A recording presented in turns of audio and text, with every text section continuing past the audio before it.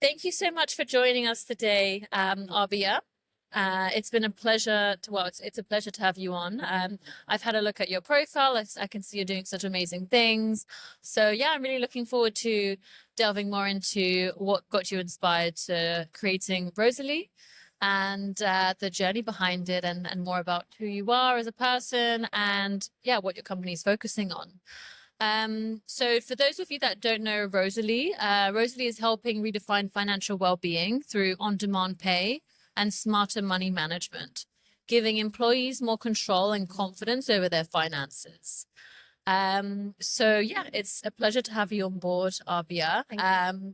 And yeah, why don't we just jump straight to it with the first question, which is, could you give us a snapshot of your role and what your company is focusing on right now? And yeah, give us some more background about what you do. Sure. So I'm Arbia Smiti. I'm the founder and CEO of Rosaly, a fintech with social impact that I built a few years back based in Paris.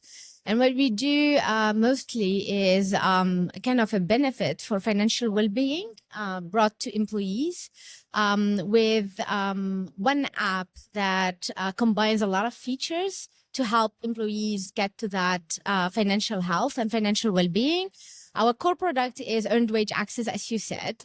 So it's salary on demand, giving employees access to what they earned and stream it live whenever they need it most, to avoid overdraft and to avoid personal loans and everything that gets them into debt, really.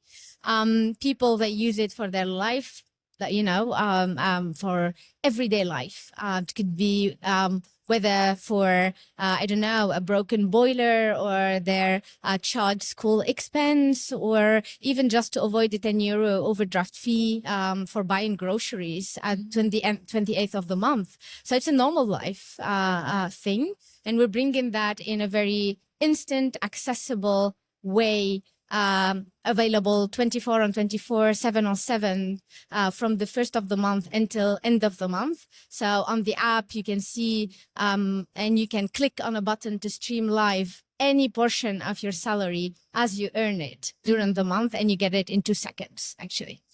Wow, that's very impactful. And it sounds like it's such it's an impactful business. So I would love to know more about what led you to specifically focus on financial well-being for workers. Like, Sure. where did this come from? Like, well, yeah, tell me about how it started. It's actually a major pain point. Like, just look at Europe. In Europe, 60% of people live from paycheck to paycheck. 1 out of 3 Europeans actually can't even handle or cover an unexpected expense of 300 euros. So that leads most of the people into financial stress all the time, into debt, into resorting to banks, to personal loans, payday loans, overdraft.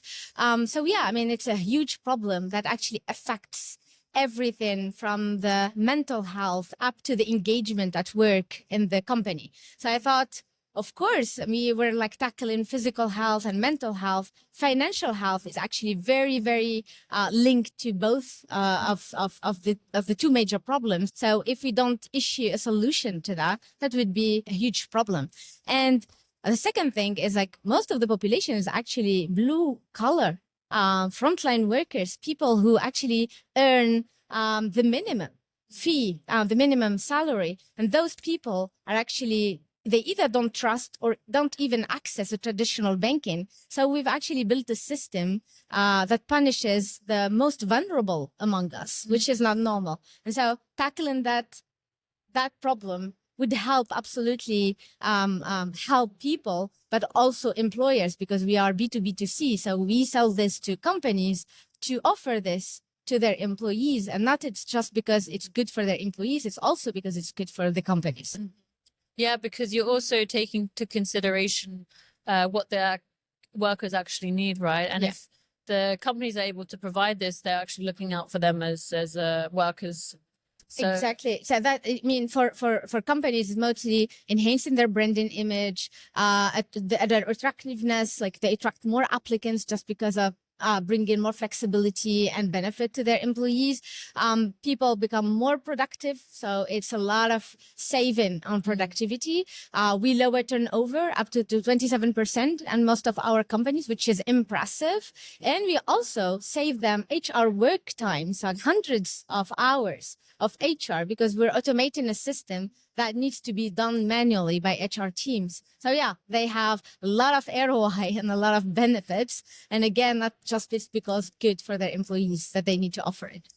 I love it. I love it. And I want to take this back because this is such a niche area, what you're doing. And you founded the business, right? Yeah. I'd love to know what sparked this idea. Was this in your day-to-day life? Did you have experience in this yourself or maybe your family? I'd love to know more about that. So this is what we think it's a niche, but it is not. It actually can speak to and target any company and any employee in the world. The pain is universal, is accessing cash anytime and ideally for free. So that is not American, not European. It's like all over the world. It's the same pain. And we're just addressing that problem, that universal problem with a simple solution that could be absolutely be done by both companies and people. So that's like for sure something universal. But of course, I saw this firsthand in the US. So it's an idea that sparked in the US. American people now, even though they are paid on a 15 days basis, not like in Europe, 30 days.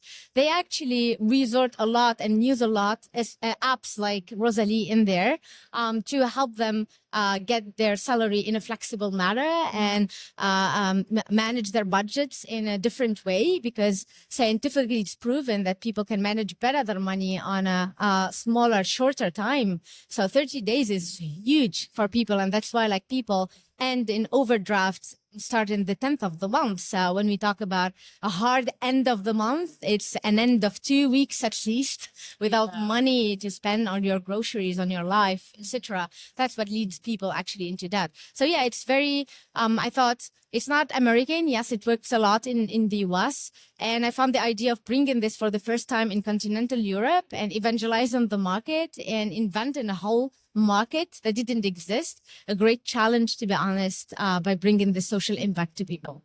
Yeah, and I think well, that's very interesting what you mentioned about the US, about how they actually get paid it every 15 days, Yes. right? I did not know that. So that's, I guess, why we learn something new every day. And it's interesting that you mentioned statistically speaking, people are able to manage their money easier when it's done quicker. Yeah. So that says a lot about how things are currently structured right now. Yes. Which is, yeah, it seems like a very impactful and for good business. So I'd love to know more about, obviously you're a growing company. How many people do you have in your team? So actually we are 35. Okay, Yeah. amazing. And I would love to know, how do you balance creating a scalable business with driving social impact, especially in the payment space? Yeah, I mean, it's a hard balance, to be honest. But both they can go hand in hand if we stick really to our business model, and if companies that we are working with and bringing with this to are so happy, they're very engaged.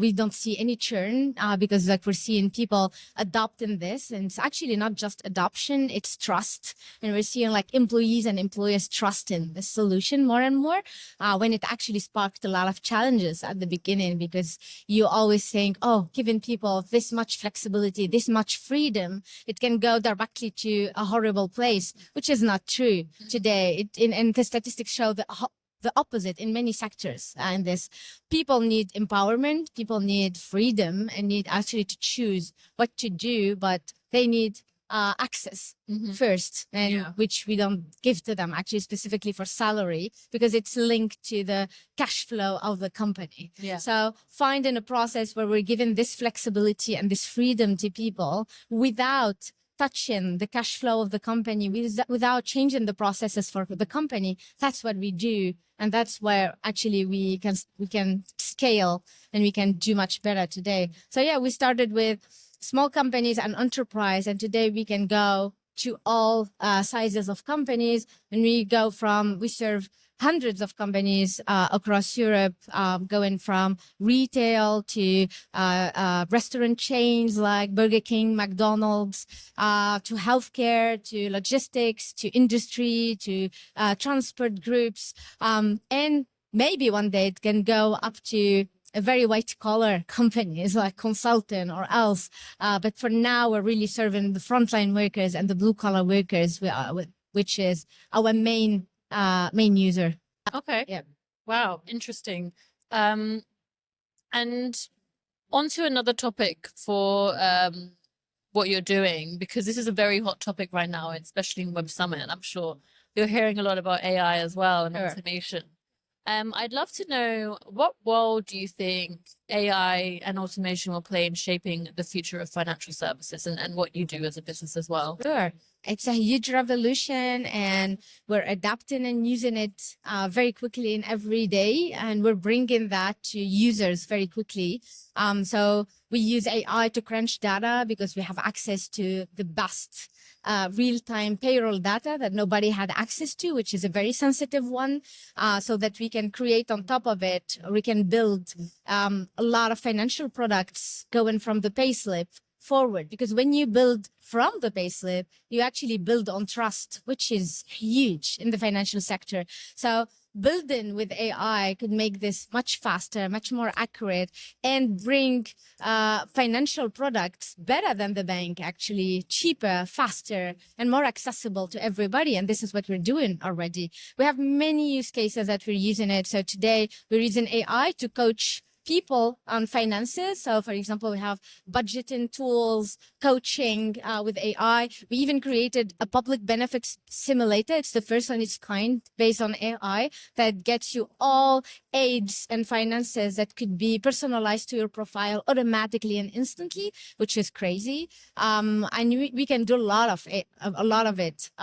We use it, of course, in our internal processes. So all support question, people can ask any questions and can have like answer in a few seconds, 24 on 24, which wasn't the case when it was with a human team, for sure. And it enhances the job of the human, for sure, in us. So yeah, I think it's going to be a major revolution, but mostly in a good way. I'm very optimistic about it. Yeah. And yeah, there's been so much.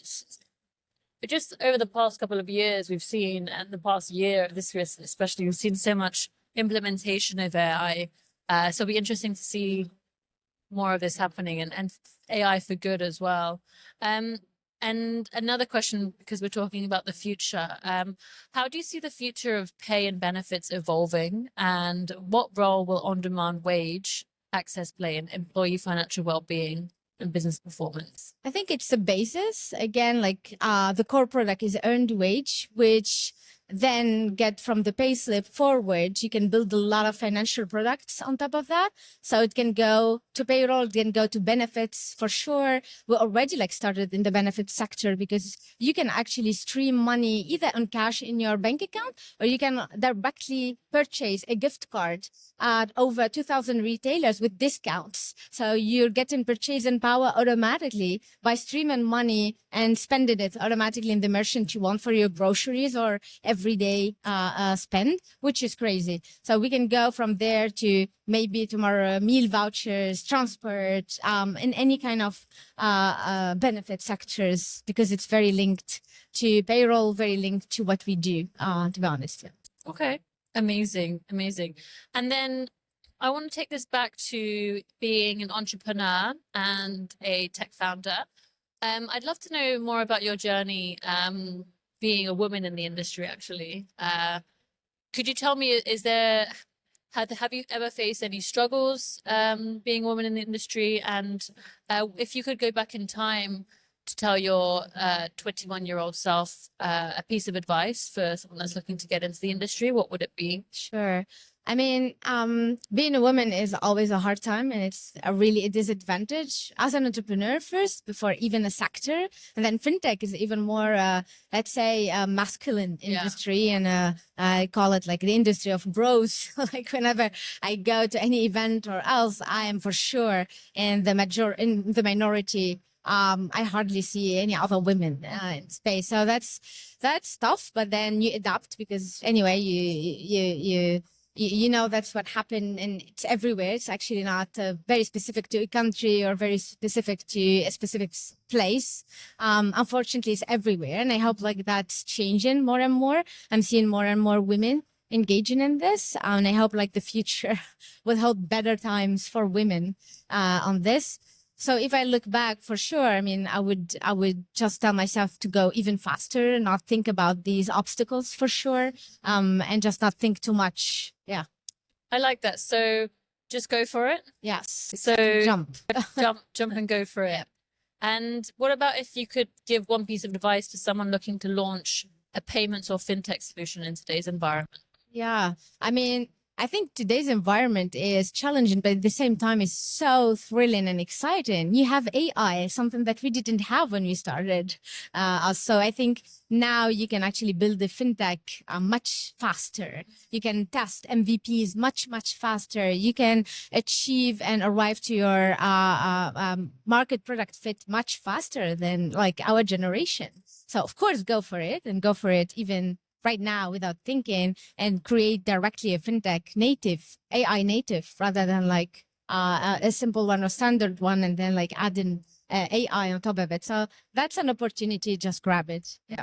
I love it. Just there's an opportunity, just grab it. Perfect advice.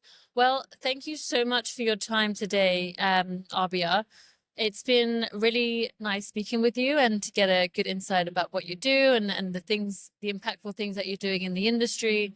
The fintech for good. I love to see it. It's very inspiring. And yeah, you're given understanding more about your journey today. It's been very inspiring to see a woman like you succeed and do great things in this industry. So thank you so much. Thank you.